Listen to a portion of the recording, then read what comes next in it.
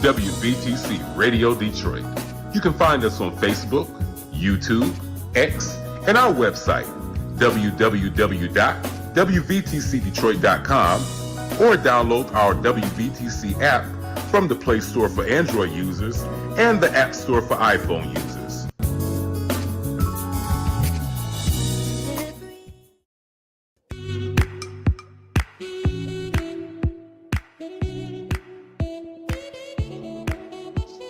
Thank you for tuning to WVTC Radio Detroit and the Community Bell Show with your host, former Wayne County Commissioner, Edna Bell. Stay tuned for insightful information Detroiters will find valuable. Text a friend and tell them to watch with you for news you can use. And now, your host, Edna Bell.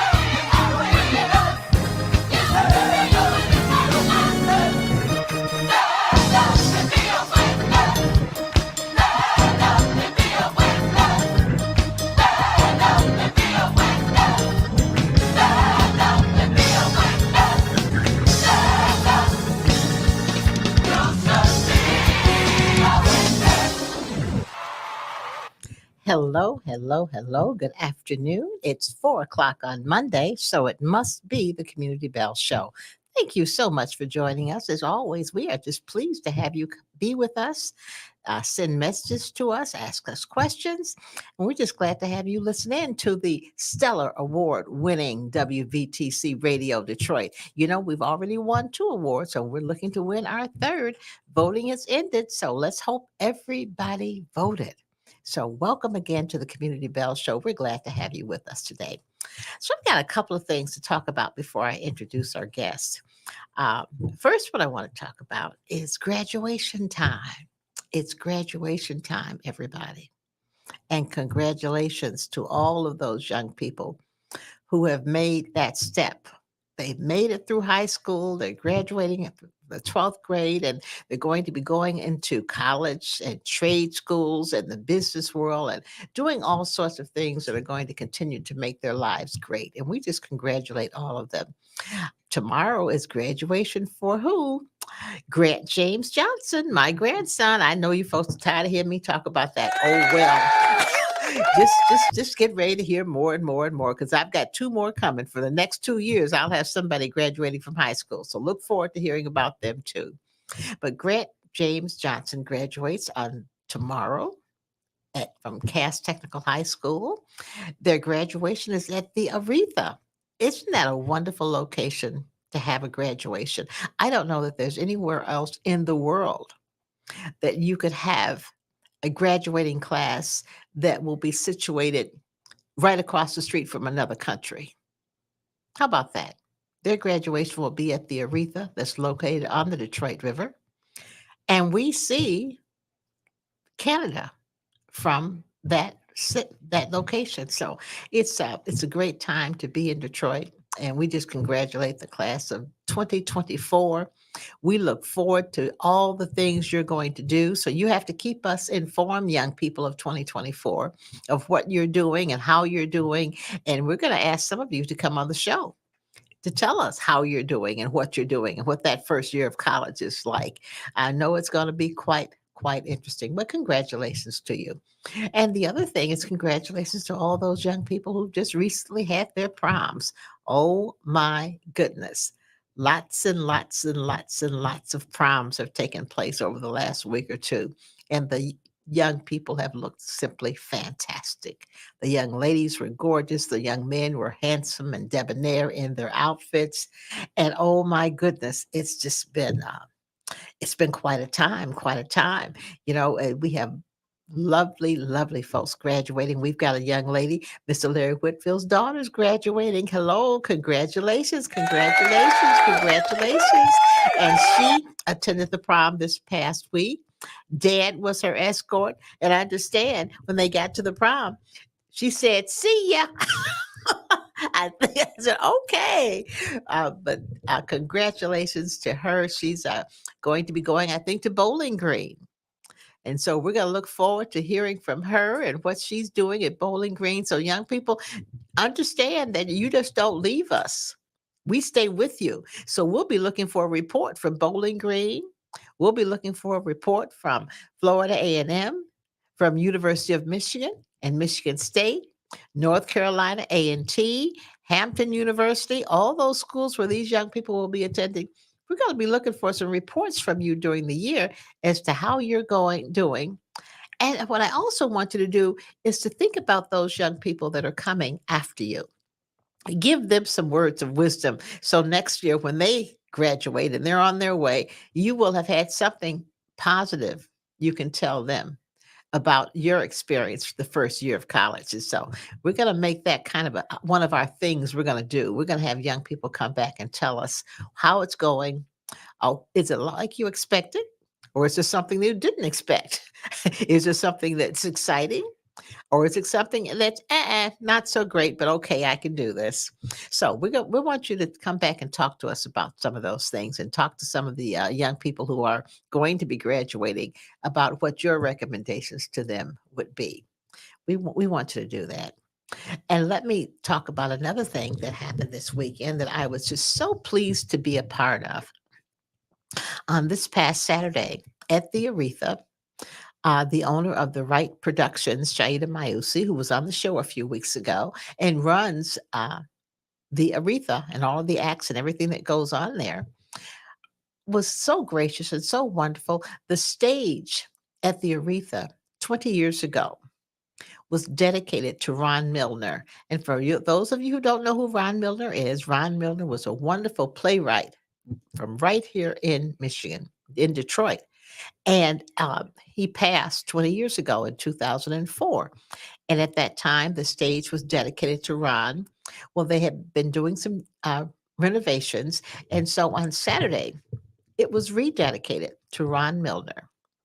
And it's if you get to Cheyenne Park for any of the events, look in the very center of the stage in front, there is a bronze picture of Ron Milner and his name and some of his accolades. So be sure that you get a chance to do that. But it was a wonderful dedication.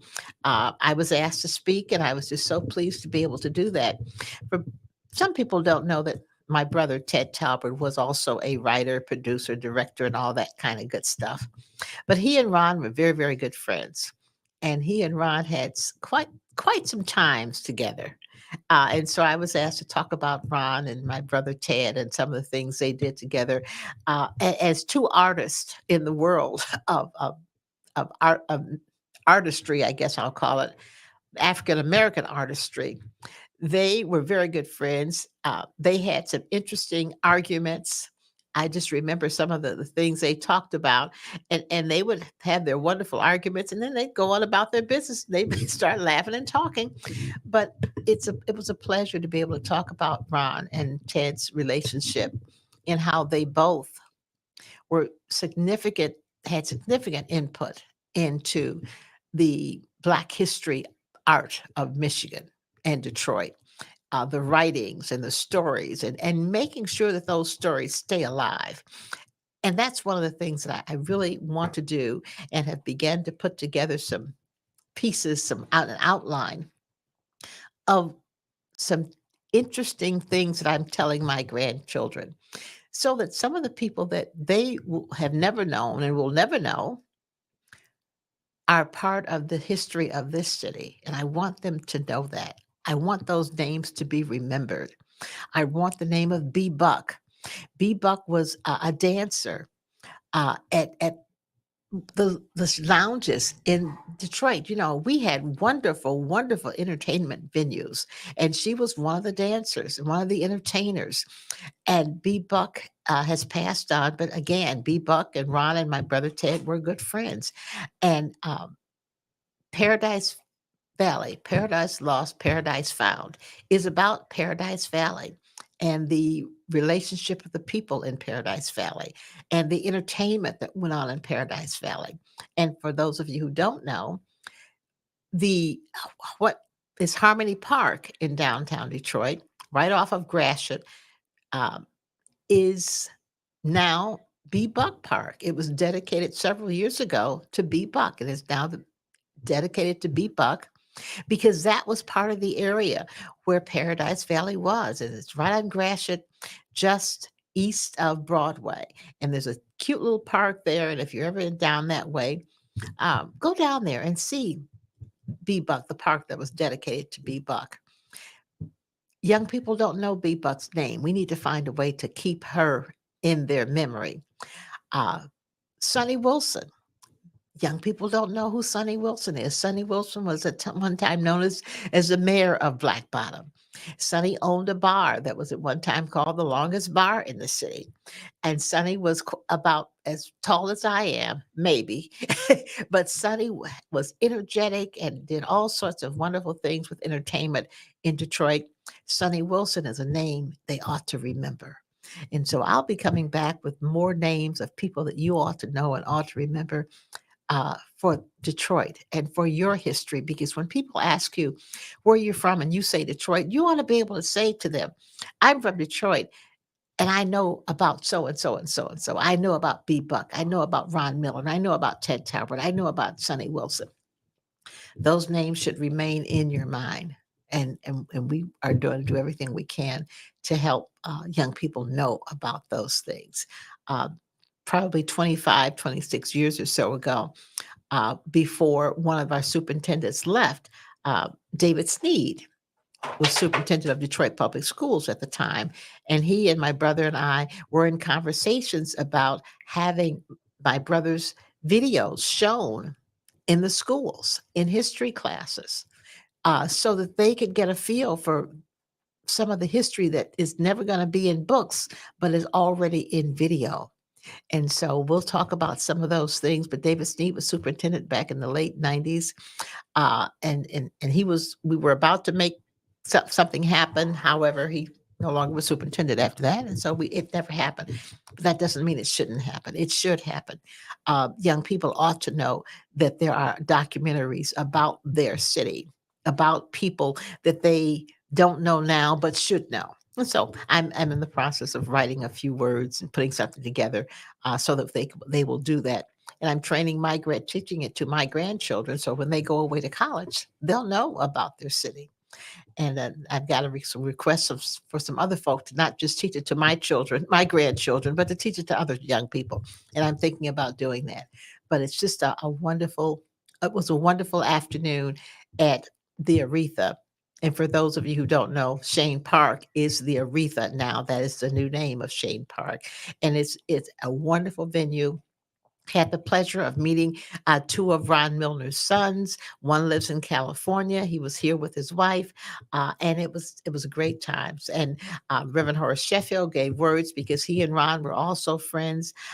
We had several people from the art community who were there, who were really, really pleased to be able to say, I knew Ron, and dedicate this wonderful, wonderful stage to our own Ron Milner.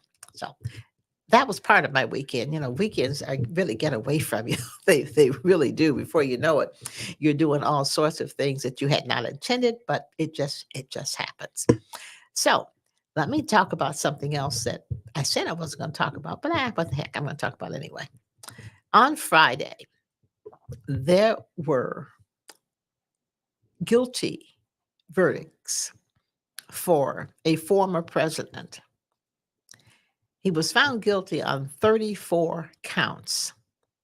And I guess if I'd been found guilty on 34 counts, I'd be trying to say, oh, no, that's not right. It was wrong. It was a kangaroo court, because I wouldn't want anybody to say I was guilty on 34 counts either. However, there were 12 jurors, and I've been a juror. So let me tell you, I've been a juror. That is no joke. For a while, I thought they were picking me just because I was on 5 juries. And I thought, wait a minute, again? But I've been a juror. It is no joke when you are sitting there listening to the facts and the evidence from the prosecutor and the defense attorneys, and then you get in your room and you're talking to your fellow jurors trying to come up with the decision based on the evidence that has been presented to you. That's a hard job. It's hard physically because you are there every day, all day. They bring your lunch to you.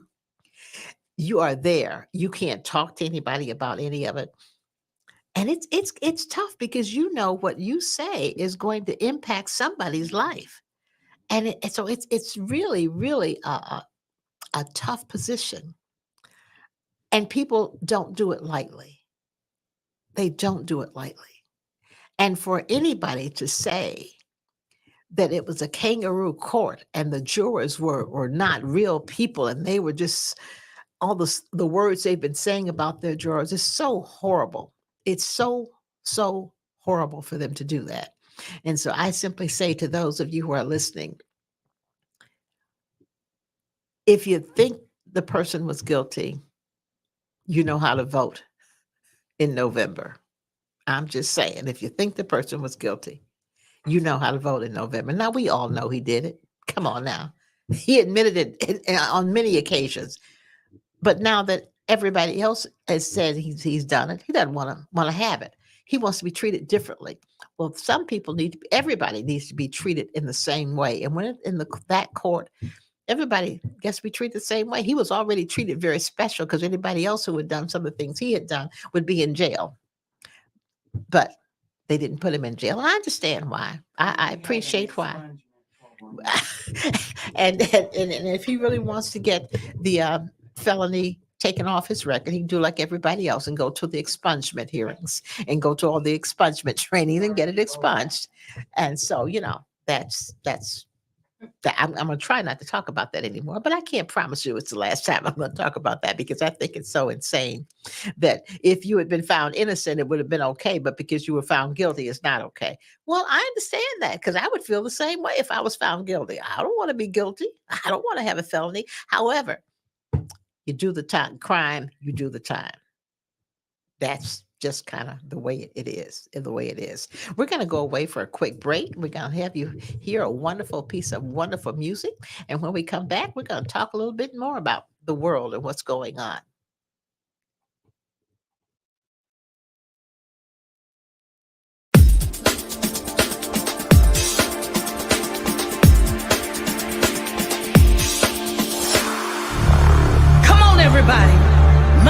Marissa Turner.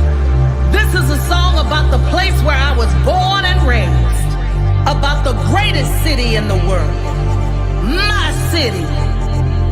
Come on, put your hands up, put your hands up, put your hands up, put your hands up, put your hands up, put your hands up, put your hands up, put your hands up, put your hands up for Detroit. I love my city. Put your hands up. Put your hands up. Put your hands up. Put your hands up for Detroit.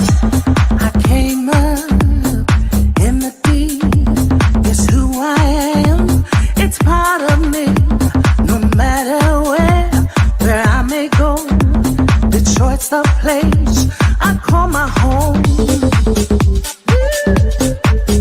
Hey, hey, round the world and back again. The Motor City is where it all began. Tell you what it means to me. No other place I'd rather be. The Motown sound, I still hear it. I feel the love and the spirit. So shout it loud, raise your voice. Put your hands up for Detroit. The Motown sound, I still hear it. I feel the love and the spirit. So shout it out, raise your voice. Put your hands up for Detroit. Put your hands up. Put your hands up. Put your hands up. Put your hands up. Put your hands up. Put your hands up. Put your hands up. Put your hands up. Put your hands up for Detroit. I love my city. Put your hands up. Put your hands up. Put your hands up. Put your hands up. Put your hands up. Put your hands up. Put your hands up. Put your hands up. Put your hands up for Detroit. I love my city. I was following the process of applying, and I was getting rejection letters.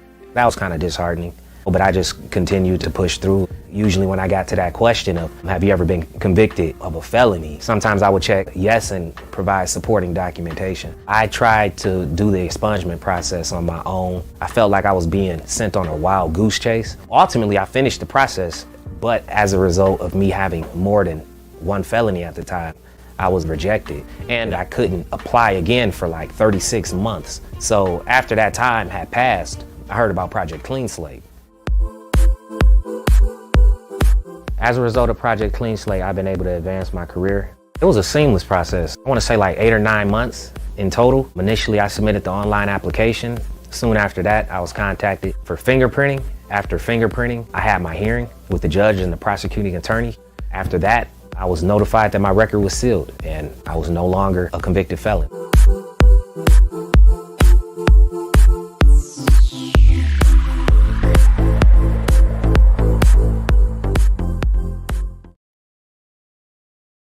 Hello, hello. We're back. Now, you just saw a young man talk about how his life has changed because he was able to get his record expunged.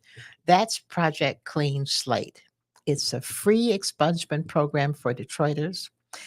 Just go to www.detroitmi.gov/Detroit for life. Do it. Do it. You and your family and your life are worth it. It's a special thing that Detroit has done. I think it's really, really important that we get the word out to tell people that you can change your life. You know, we all make mistakes. We all make mistakes, but when you're ready to make sure you don't do that again, then get to Project Clean Slate. Now, if you think you want to go out there and be crazy, and I know I shouldn't say this, but you're going to be crazy again, Don't do Project Clean Slate. You're going out there and be crazy and spend the rest of your life in jail. However, if you are someone who has realized that, wait a minute, there is a better way. I can do something better for me and my family. Project Clean Slate is the way to go. It's free. It's free, Detroiters. Go check it out. Go take care of yourself. Not even if it isn't just for you. For those of you who have children, know how important it is that you think of them and you take care and turn your life around for them. If you think about Detroit Public Schools and the number of young people we have in the Detroit Public Schools who need fathers in the home,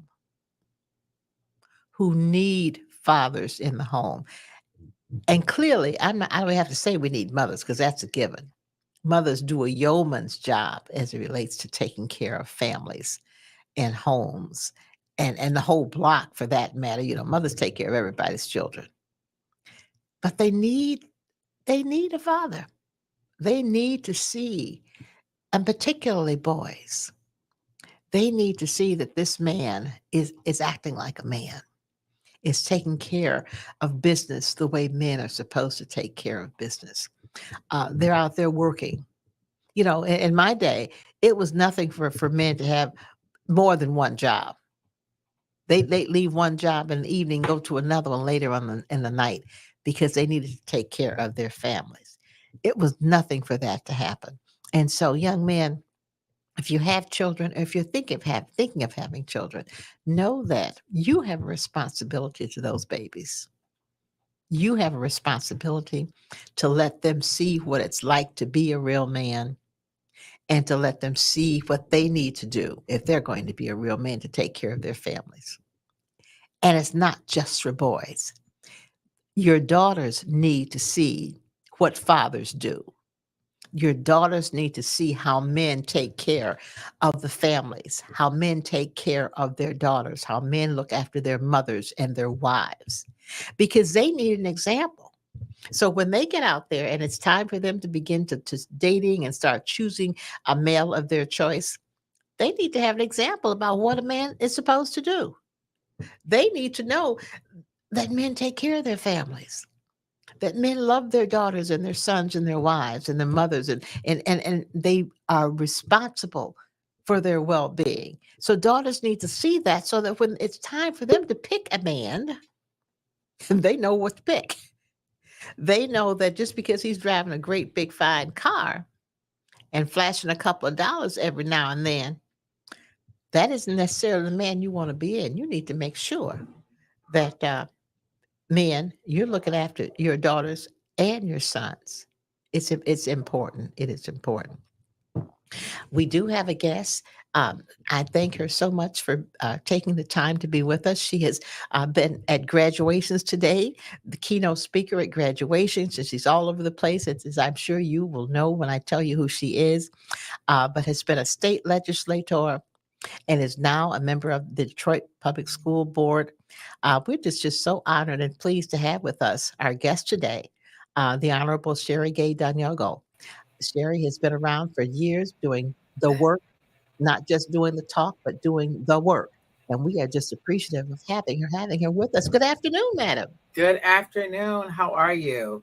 I'm great. Thank you so much for joining us. I know it's been one of those days for you. You've been at graduations and been the speaker, and I know what happens. You can't just leave after you speak. There's something that goes on after that. So thank you so much for taking the time to be with us this afternoon. I am so honored to have you with us. Well, welcome to the Community Bell Show. Thank you for inviting me to be on. I'm so glad you're here. And, there's all sorts of things we can talk about. You're going to have to come back because there's lots and lots of stuff that you do that we need to talk about. But the one I want to hear about today, I want you to talk about the redistricting and how you were able to push that to get it right for us in this city. So, thank you. And I appreciate that. You know all too well the importance of having African-American leadership. You have served our community fearlessly and handed over the baton to the Honorable Commissioner Chairwoman Alicia Bell. And so you paved the way, and you still continue to lead out here, although not elected, certainly selected and appointed by God to do that work. So thank you for the work that you do. I was, raised by some amazing people in the field of politics. I have to give credit to the late Annette Rainwater and Clyde Cleveland. I worked for Alberta, and so served at city council for 9.5 years during the time where I had a chance to understand true public service, and knowing the importance of fighting for equity in our community has always been a very important issue that's been embedded in me. And so being able to work with our congressman, the late Congressman John Conyers, I mean, it grieved my spirit and my soul after the census, which we have every 10 years, that we would lose representation across the state. 20%. Yeah, 20% loss of African-American leadership across the state.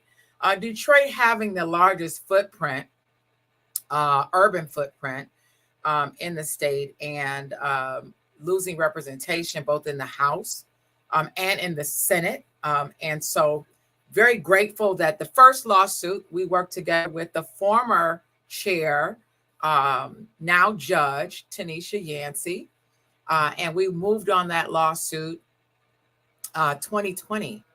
And unfortunately, we were not not 20, what was this, 2024? I'm getting my years mixed up.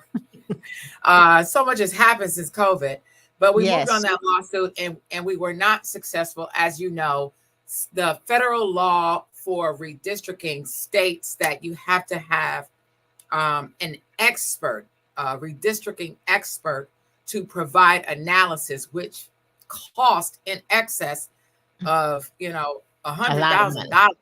Yes. A lot of money. Money. So although we had at that time someone that's done lots of polling and lots of work in data and very experienced and knowledgeable, I should say, in the issues of redistricting, the court unfortunately did not rule in our favor in making sure that we were able to address the shortcomings. Then I do appreciate Justice Bernstein, who did rule with us and said nothing about us without us. And so he was even grieved that we did not win with the Supreme Court at the state level. And so we joined with another lawsuit and took another bite at the apple at the federal level with some folks that, are bipartisan in nature. And I was taught to be bipartisan, and I'm not ashamed of that, especially being a black woman in the city of Detroit, knowing that, we have always been very loyal to our party. And just to note that they were very silent with the loss. I mean, this is the first time in over 50 years that we don't have black congressional It almost leaders. felt like they were complicit. I'm just saying. Right. And I think the biggest prize that they were clinging to was having a majority. It was like, for them, it didn't matter which Democrat they had, as long as they had a majority. And I'm like, well, whoa. We have issues about our schools. We have issues for auto insurance. We have issues, affordable housing, police accountability, emergency manager laws that they have allowed to stay unchecked. And we're supposed to go along to get along. And so that dog didn't hunt for me. So we moved forward and we selected plaintiffs who had expressed during the first lawsuit at the state level. People were reaching out to me on social media, in the community. One of Alicia's teachers, oh my gosh, her name escapes me right now. But she sends out a audio call every week that's like, you wake up, you sleeping giants. Very active in the 2nd precinct. I can't think of her name right now, but she's very seasoned senior, and she said, we can't let this happen. We got to do something. And so Alicia gave her my phone number. And I listened to her, and we moved forward in getting more than 20 plaintiffs that were in the city of Detroit and in contiguous areas that were impacted by these seats that were drawn. We went to court with the evidence, now with an expert, and it was clear and convincing, a unanimous decision ruled by the three council of judges that it was these seats were drawn racial gerrymandering. Yes. And if you look at all of the evidence, that it was so much evidence, but Bruce Adelson, who was their expert attorney, then resigned because he knew he was caught. But they had secret meetings. He had coerced the commissioners to keep reducing the Black voting age population numbers way below what was required at the federal level. They had cut Detroit into 22 pieces. If you look at Senate District number 8, where Senator Marshall Bullock previously represented, yes, that district was spread across Wayne County, Oakland County, Macomb County, and only 25% of his previous district, or the new district, I should say, was in Detroit's footprint. The rest was north of 8 Mile. How crazy is that? Right.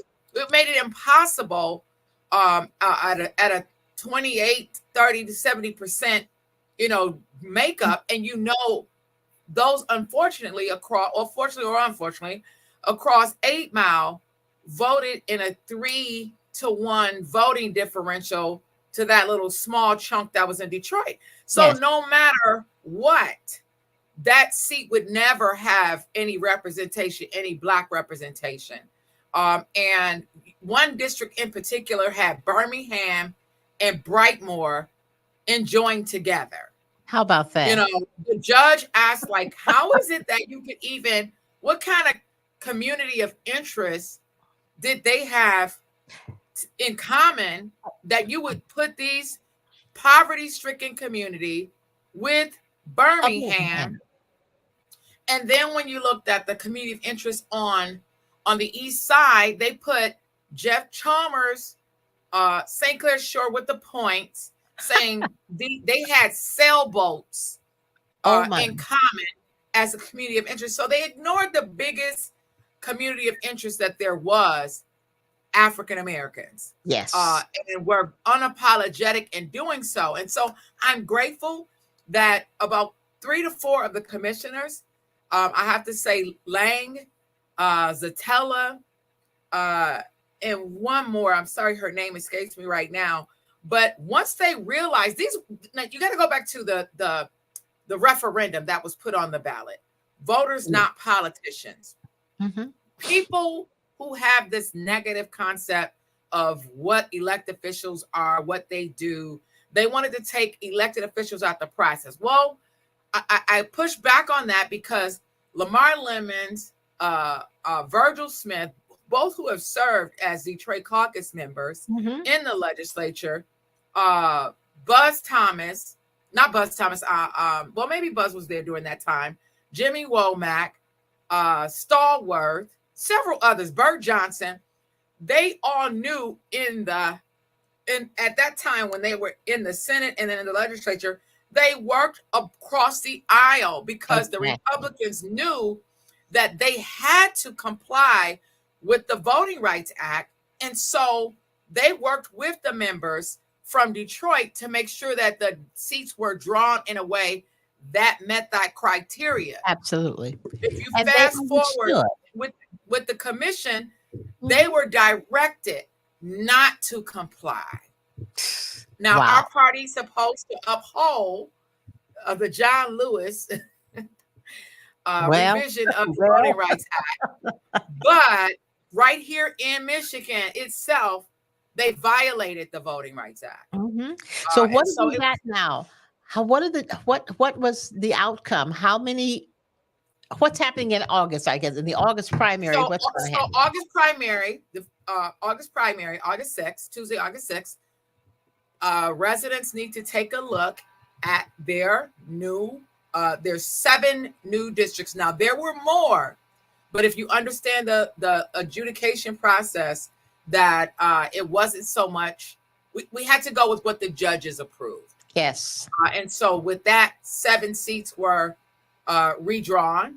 Mm-hmm. Those votes were maps were voted on, and those maps are now in play for this upcoming election for the House seats. The Senate seats are being redrawn right now, have been redrawn, and the commission has placed maps in the portal, and residents are now starting to weigh in and let their voices be heard about those maps. And so there are meetings that are taking place across the city of Detroit at a number of our high schools, in fact, where residents can take a look and weigh in, but also they can look online at the Michigan Independent Citizens Redistricting Commission portal to look at what those maps look like. Wonderful. So they'll have a chance to vote on the House seats in August. Yes. Will they have a chance to vote on the Senate seat in August also? Or No, will it- the they Senate will not? seats, the Senate seats, the judges ruled that they felt changing the Senate seats right now might do more harm than good. Mhm. And so you have a group that has been already harmed, those who had to serve or live under no representation, or the lack of Black representation. But if they were to move them at a time where it is not the regular cycle of the Senate election, it could be more disruptive. Sure. And the Secretary of State, who had already pushed back on Detroiters having Black representation, expressed the inability to get the House maps ready in time until the judge made them. But the Senate seats would have been even more challenging, I believe. So those won't go into play until 2026. Okay, but at least we will have the House maps ready, and we'll be able to vote in August on the House, the new Absolutely. House. Absolutely. Absolutely. Wonderful. That is absolutely incredible. That is absolutely wonderful. Thank you so much. I'm thankful to you for allowing me to share it, because it is an education process. Yes. We don't have a lot of dollars out here to educate citizens on what is happening. So I use my news blasts and social media as best I can to let residents know that you got to take a look. We realize that there is technology barriers. And so I'm very thankful to a number of elected officials who have also sent out information to let residents know that there are some new maps, and we're currently weighing in on the new Senate maps that will take place in 2026. That is wonderful. That is so wonderful. Now, there are people running in those new districts that will be on the ballot on August 6th. And I've had one young lady approach me to say that she's running. And so I said, well, what district are you running in? And she gave me the district, and she says it's an open seat. Are there any open seats? Well, I guess if they're looking at the new boundaries as open, maybe that's open. But for the most part, there are incumbents. Now, there is one in particular, Abraham Ayash, Rep. Ayash. I have to commend him. He represents in the area in the Hamtramck and connected to Detroit. He stepped aside and is endorsed a candidate, a Black woman in his seat.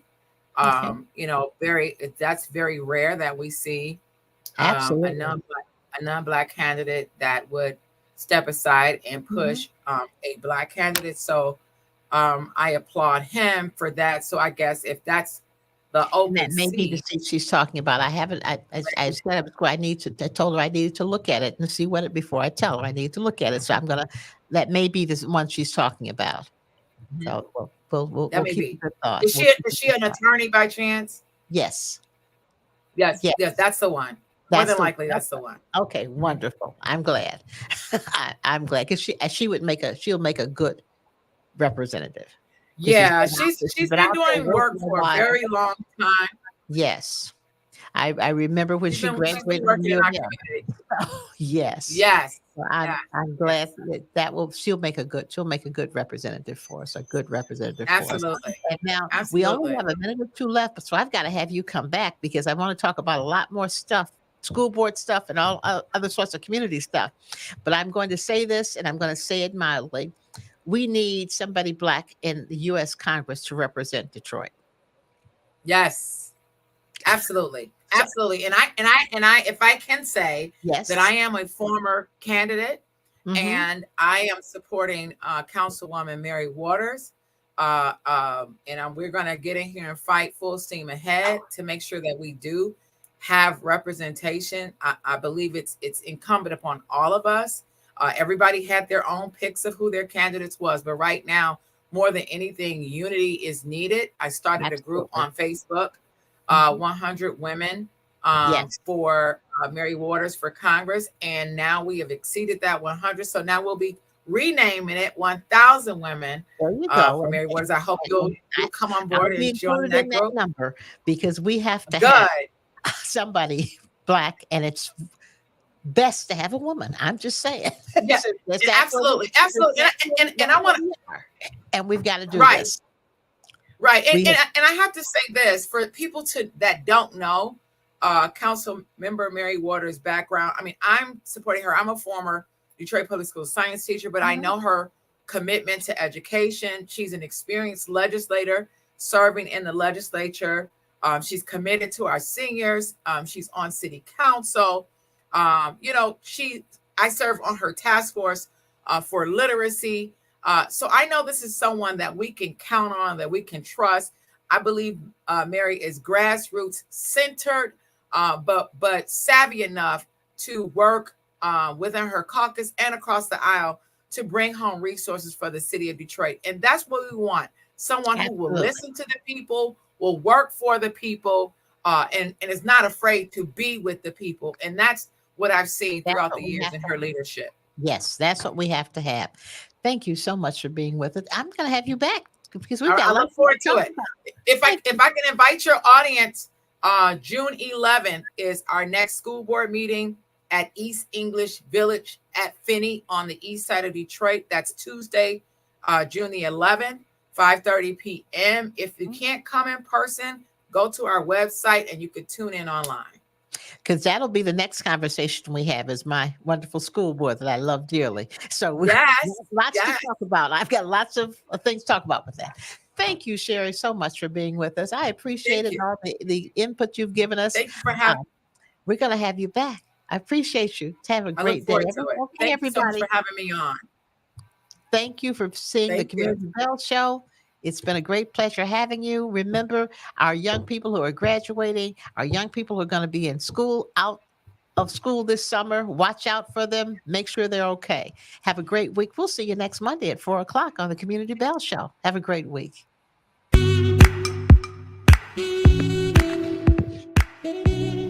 Thank you for listening to Community Bell with your host, former Wayne County Commissioner Edna Bell. This broadcast was brought to you by WVTC Radio Detroit. You can find us on Facebook, YouTube, our website, www.wvtcradio.com, or download our WVTC app from the Play Store for Android users and the App Store for iPhone users. If you've enjoyed this broadcast, tell a friend to tune in. We'll see you next Monday at 4 p.m. Eastern to the Community Bell Show, right here on WVTC Radio Detroit.